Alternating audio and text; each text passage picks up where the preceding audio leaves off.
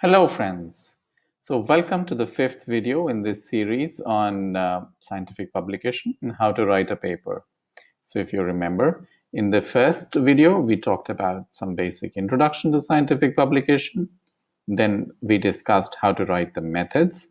We followed it by discussing how to write the observations and results. In the fourth video in this series, we discussed how to write the introduction of a manuscript.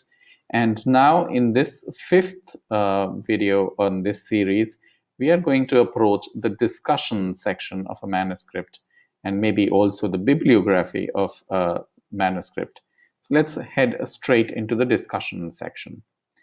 So the first part of your discussion, please remember, the first part of your discussion summarizes the results of your study.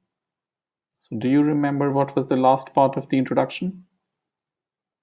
No? Let's go back and check. The last part of the introduction was what this study aims to do. Do you remember? This is what we had said was the last part of the introduction.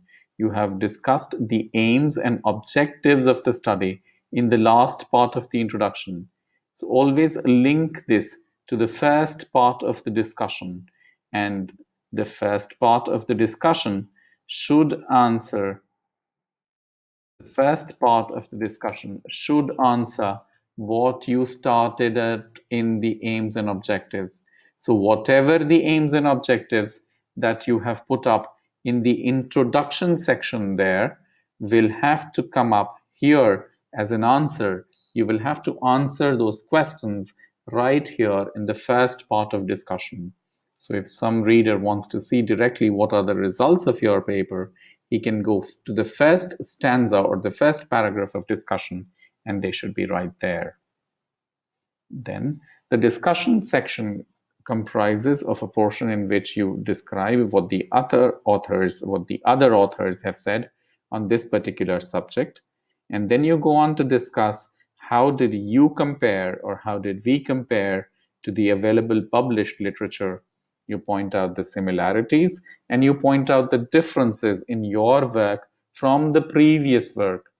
And then you discuss the strengths and limitations and you give suggestions for future research or future directions. So once again, there are particularly 4 sections of your discussion.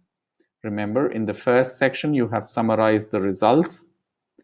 In the second section, you start off by telling what the other authors had to say.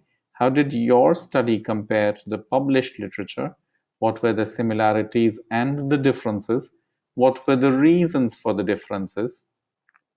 In the third section, you talk about the strengths and limitations of your study.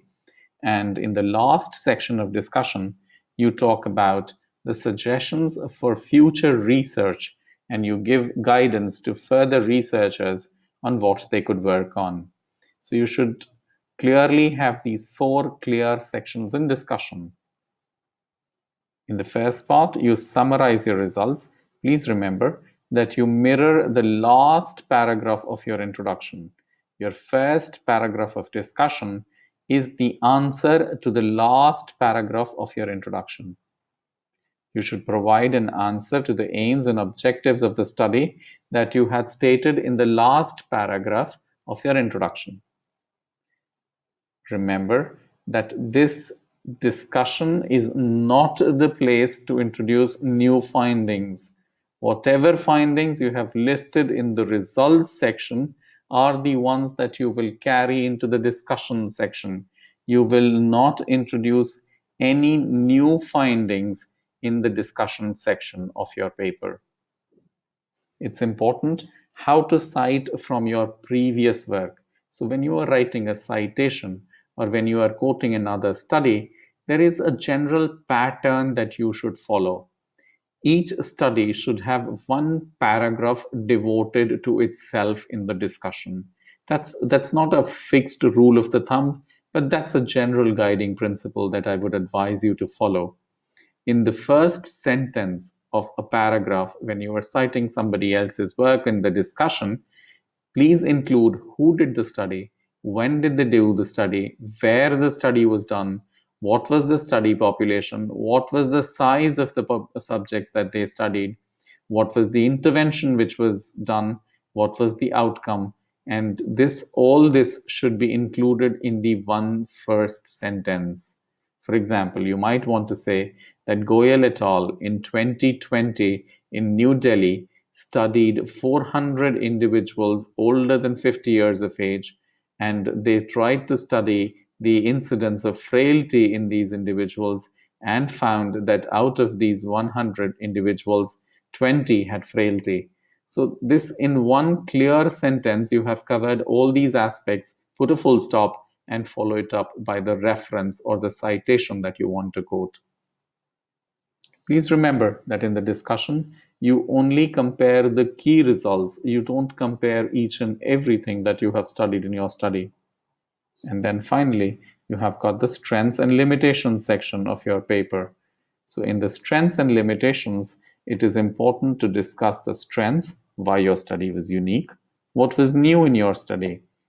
In the limitations section, if something went wrong, you discuss what went wrong and why, and how this study could be made better if somebody wants to do it the next time, or if you were planning to do it again, how would you make this study better in the next attempt? So those are the components of the discussion section.